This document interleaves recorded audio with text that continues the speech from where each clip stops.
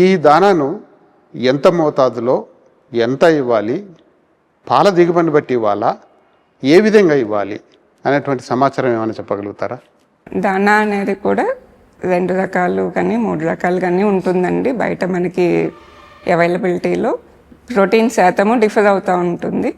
అలాగే దీన్ని పాల దిగుబడిని బట్టి పెట్టుకుంటున్నాము. ఆవుల్లో అయితే ప్రతి 2.5 లీటర్ల పాలకు 1 కేజీ దానా ఇవ్వాల్సి ఉంటుంది. గేదెల్లో 2 కేజీల పాల దిగుబడికి 1 కేజీ దానా ఇవ్వాల్సి ఉంటుందండి. సో 5 లీటర్ల పాలిచ్చేటువంటి పశువుకు ఎంత దాని ఇవ్వాలి, ఎంత గడ్డి ఇవ్వాలి? పచ్చిగడ్డి పోషకాలు కలిగి ఉంటాయి. లైక్ సూపర్ నేపియర్ అనే గడ్డి ఉంటుంది. అది అలాంటి గడ్డి వాడినప్పుడు దాంట్లో ప్రోటీన్ శాతం అధికంగా ఉంటుంది కాబట్టి దానా ఇవ్వకుండానే 5 లీటర్ల వరకు మనం పశువుని మెయింటైన్ చేయొచ్చు. అలా కాకుండా దానిపైన పాల దిగుబడి ఎక్కువ వస్తూ ఉంటే ప్రతి 2.5 లీటర్లకు 1 కేజీ దానా ఆవుల్లో, 2 లీటర్ల పాలకు 1 కేజీ దానా గేదెల్లో ఇవ్వాల్సి ఉంటుందండి.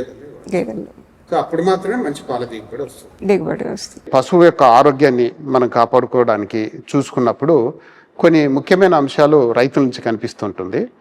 ఒక అంశం ఏమిటంటే పాల జ్వరం అనేటువంటి ఒక సమస్య కనిపిస్తుంటుంది. రైతులు చెప్తుంటారు, ఏమిటి పాల జ్వరం అంటే?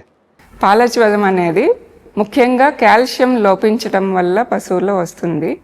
ఇది మనం ఖనిజ లవణాల మిశ్రమాన్ని కానీ లేదా పశువు పాల జ్వరానికి లోనైనప్పుడు ఖచ్చితంగా కాల్షియం టానిక్స్ కానీ లేదా కాల్షియం ఇంజెక్షన్స్ కానీ పశువుకి ఇవ్వవలసి ఉంటుంది.